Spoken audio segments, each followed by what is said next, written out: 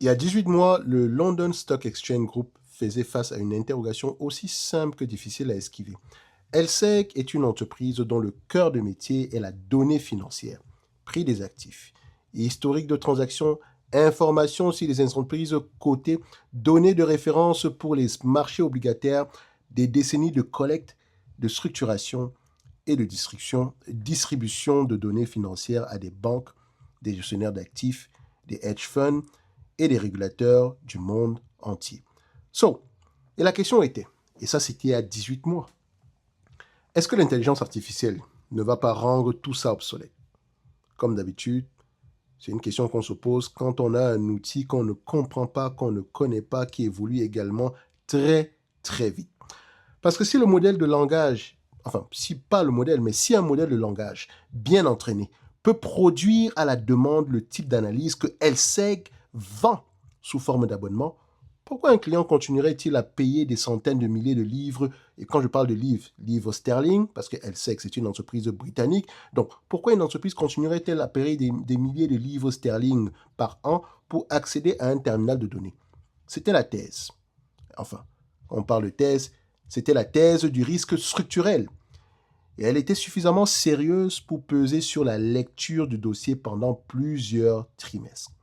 Les résultats du premier trimestre 2026 posent une réponse à cette question, ou bien proposent une réponse à cette question. Pas une réponse définitive, parce que là, on est toujours en pleine observation, mais il y a déjà des éléments très positifs. Mais une réponse suffisamment concrète pour changer la nature de la conversation.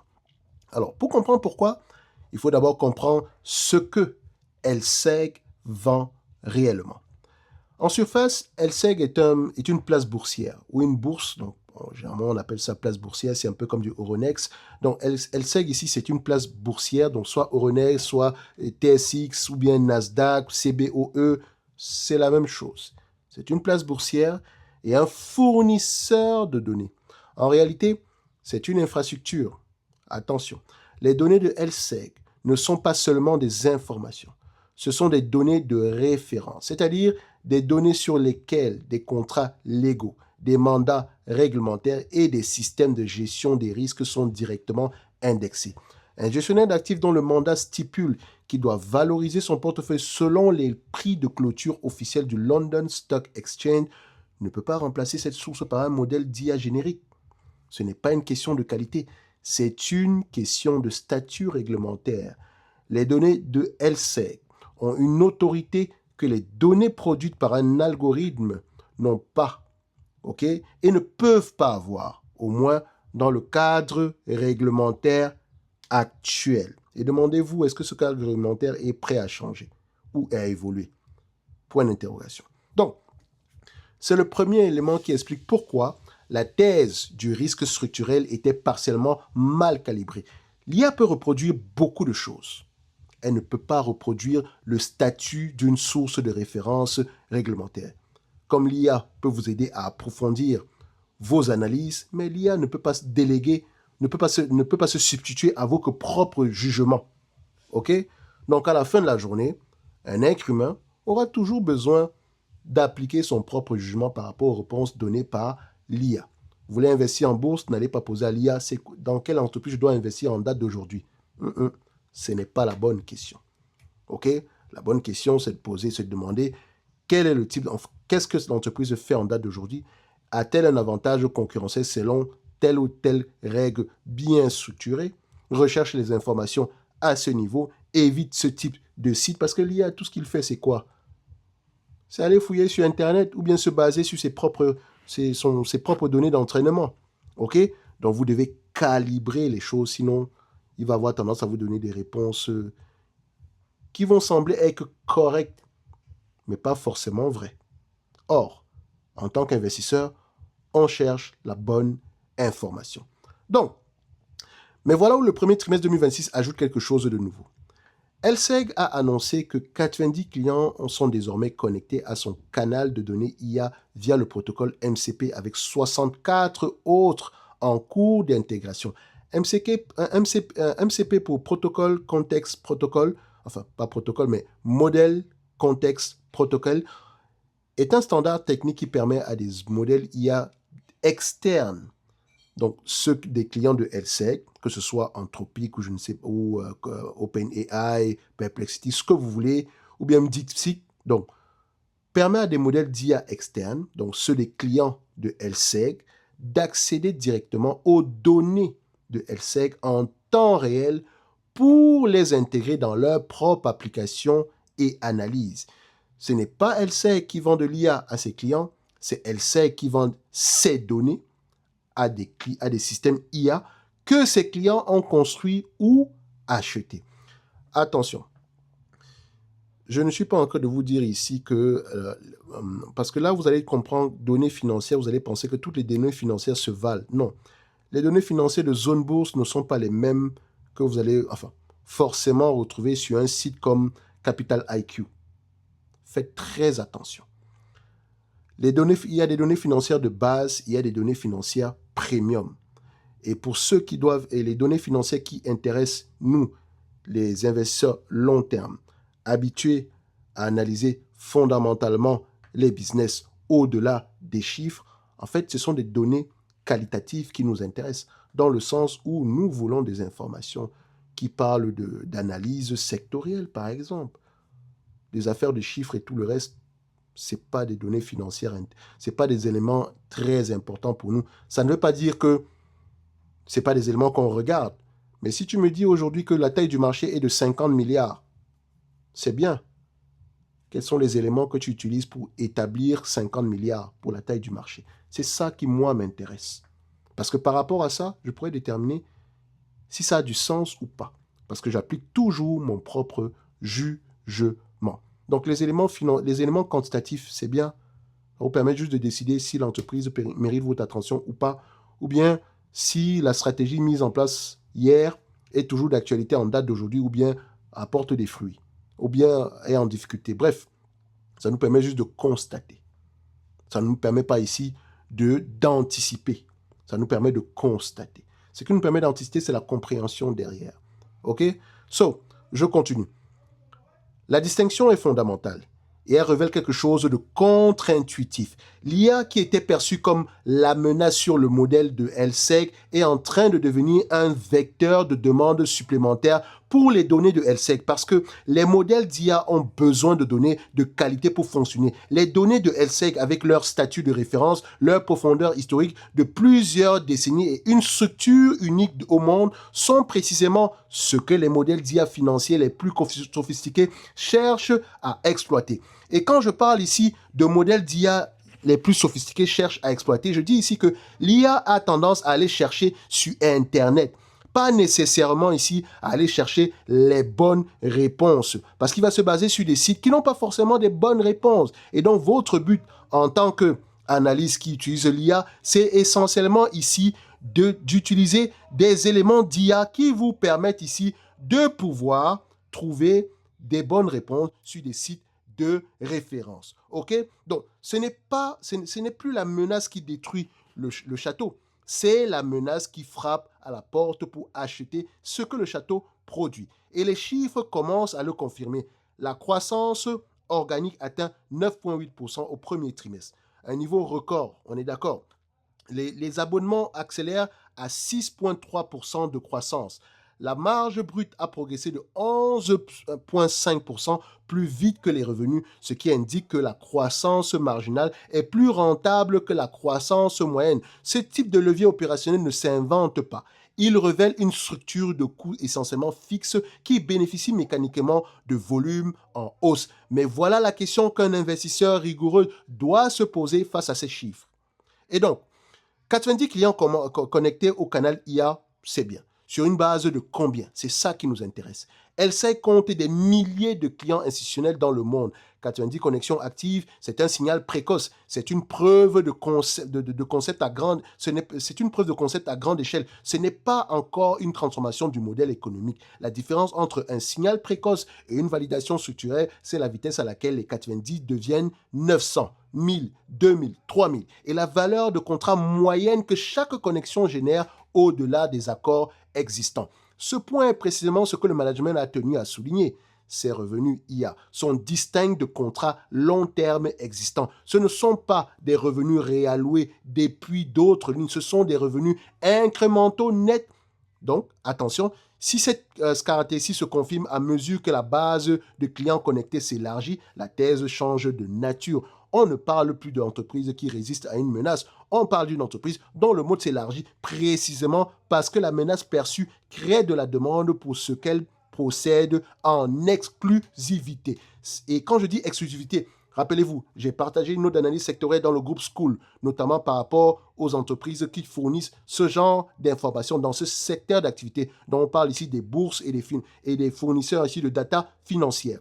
La note, elle est là. Donc, c'est un moment analytique rare et il est difficile à lire parce que les points de bascule se ressemblent tous au moment où ils se produisent. Un signal précoce fort ressemble à une validation. Une validation ressemble à un signal précoce fort. La différence ne se voit qu'avec le recul ou avec une grille d'analyse précise appliquée en temps réel. Ce recul, peu d'investisseurs l'ont au moment où ils comptent réellement. La division market illustre cette complexité d'une façon différente. Elle a surperformé les attentes ce trimestre, portée par la volatilité des marchés qui a dopé les volumes de trading et les revenus associés. C'est un moteur réel, mais par définition temporaire. La volatilité se normalise. Les analystes qui suivent le dossier le disent explicitement. Ce qui est intéressant, c'est que la performance de market a masqué ou amplifié selon les lectures de la solidité des abonnements. Un investisseur qui attribue trop de poids à market dans sa lecture du trimestre risque de surestimer la durabilité de la croissance. Un investisseur qui l'ignore, attention, complètement, bien sûr, rate la contribution réelle au levier opérationnel. Donc, démêler les deux est exactement le type de travail que la lecture d'un communiqué trimestriel ne permet pas de faire seule. Voilà donc où LSEG en est aujourd'hui. Une entreprise dont le mot, les données de référence réglementaires accumulées sur des décennies semblait fragilisée par l'IA il y a 18 mois et qui montre des premiers signes tangibles que ce même mode s'élargit sous l'effet de la demande IA. Une croissance organique record, un levier opérationnel visible, des revenus IA incrémentaux distincts des contrats existants et une question ouverte sur la vitesse à laquelle ce signal précoce va se muer en transformation structurelle. C'est précisément ce que le Prompt Premium Top Invest, appelé le mode est-il en expansion ou en déclin, te force à évaluer avec rigueur. Il ne te demande pas si l'entreprise a un avantage concurrentiel aujourd'hui. Il te demande si cet avantage se renforce ou s'érode dans le temps. Quels sont les mécanismes qui le compound ou qui l'affaiblissent et quels sont les signaux précis qui t'indiqueraient que la trajectoire a changé. Appliqué à LSEG, ce travail te force à distinguer ce qui est structurellement défendable, donc le statut réglementaire des données de référence, de ce qui est conjoncturel, donc la volatilité des marchés, et à évaluer si les 90 clients ou bien les 90 clients IA connectés sont le début d'une courbe d'adoption ou un plateau précoce. Ce sont deux conclusions très différentes et aucune n'est visible dans le chiffre de croissance organique de 9,8%. Tu le retrouves ici dans la bibliothèque de Prompt Premium en description de la vidéo. Donc, je rappelle une chose, notre projet ici a atteint 9% de financement. Il nous manque à peu près 91%. Merci à tous ceux qui nous ont rejoints et également merci à ceux qui pensent nous rejoindre. Je rappelle une chose, ce projet-là est essentiellement financé par la bibliothèque de Prompt. Vous recevez quelque chose aujourd'hui et quelque chose dès le moment où le projet sera mené à bien. Toutes les informations sont en description de la vidéo. Parce que en investissement, le moment le plus difficile à lire n'est pas quand une entreprise est clairement en danger. Non, c'est quand elle peut être en train de basculer dans l'autre sens. Dans le sens où, enfin, vous pensez qu'elle est en danger, mais en réalité, c'est une entreprise qui se renforce littéralement par rapport à la problématique actuelle. Donc, maintenant, on va virer à ce qu'on appelle l'analyse quantitative, qui est la partie la plus facile. Avant toute chose, qu'est-ce qu'on va faire ici? On va regarder la croissance du revenu. On a une croissance ici. Et là, vous pouvez voir que c'est une entreprise qui croît par quoi? Acquisition, parce qu'on a une croissance ici en escalier. On a fait une grosse acquisition à cette période-ci. C'est un mix ici entre les deux, parce que ce n'est pas juste une acquisition, mais c'est également c'est même une fusion de manière générale avec une émission d'actions. On aime ça. OK? Mais maintenant, je rappelle une chose, c'était une industrie qui est en pleine consolidation, donc c'est un peu comme du Euronext, etc. Ensuite, on compare quoi ici? On va regarder ce qu'on appelle les net income et les free cash flow. Si les deux parlent le même langage du point de vue marge, on les met sur le même graphique. Qu'est-ce que vous observez ici aujourd'hui? Vous observez que les free cash flow sont plus élevés que les net income. Ensuite, on va regarder quoi? Dette net sur EBITDA. Dette net sur EBITDA, ça donne quoi en date d'aujourd'hui? Sur les 12 derniers mois, ici, on a à peu près quelque chose à 2,2 fois l'EBITDA. Elle peut repayer la dette. Mais attention, repayer la dette ici en moins de 10 ans avec les free cash flow, est-ce que c'est possible? Ici, on a à peu près 7 milliards 700 ici en termes de livres sterling. Par rapport au free cash flow moyen ici, on génère à peu près combien ici en termes de free cash flow moyen? On a à peu près quelque chose entre... Oh, on peut repayer la dette nette ici en moins de 2 ans, littéralement. Enfin, disons 2 ans et demi. En moins de 2 ans et demi, on va le dire comme ça. Le nombre d'actions augmente ou diminue? Le nombre d'actions diminue après avoir émis de nouvelles actions aussi suite à notre acquisition. Ok, donc c'est quelque chose ici que je comprends et donc ça ne me dérange pas plus que ça. Bon, à ce niveau-ci, certains vont dire que oui, mais le ROIC a diminué, machin truc. Il faut voir ici que c'est une entreprise qui croît par acquisition. Donc, qu'est-ce qu'on va regarder ici? Le total des intangibles est de combien? 31 milliards. Le total de invested capital, qui est le dénominateur intangible, fait partie de Invested Capital. Et donc, si Invested Capital est aux alentours de 33 milliards et que intangible représente 31 milliards dans 33 milliards, bah dites-vous que littéralement, le cash et comment on appelle ça? Le ROIC peut être bien plus élevé si on l'ajuste de manière générale.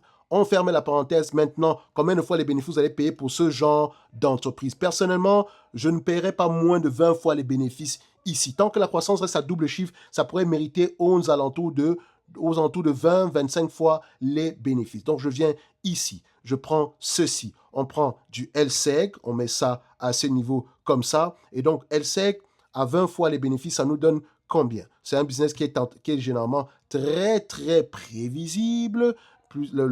On peut voir ici que 80% du temps, les analystes font de bonnes prévisions ici. Et comme on peut le voir par rapport au forecasting, sur les dernières périodes ici, les analyses en N plus 3 sont généralement, c'est presque stable, ok? Même si vous voyez du rouge, 3%, c'est pas grand-chose ici par rapport aux attentes précédentes. On peut voir ici que c'était entre N plus 3, N plus 2, N plus 1, c'est très, très stable de manière générale. Donc, c'est un business qui reste assez prévisible. Je prends ici 20 fois les bénéfices par rapport aux attentes de 2028, ça donne un alentour de 205 dollars. 205 dollars ici, 205 livres sterling. Ok, 205 livres sterling moins la dette nette. La dette nette est de combien en date d'aujourd'hui? Donc 205 moins la dette nette en date d'aujourd'hui. Je prends ici en quarterly. Bon, c'est une compagnie européenne, donc on n'aura pas ça ici. Bon, je vais prendre ici celle qui date de 2025. 205, non, je vais mettre ça à 205 livres sterling ici. Donc pour moi, c'est une entreprise qui mérite un intérêt en date d'aujourd'hui. Parce que si cette entreprise vous distribue la totalité des bénéfices des free cash flow en dividendes, dont les free cash flow attendus, non seulement aujourd'hui, vous avez 7,80% de rendement, mais ceux attendus d'ici 2028, sachant que c'est un business qui est assez prévisible par rapport au prix actuel, vous avez un rendement de combien?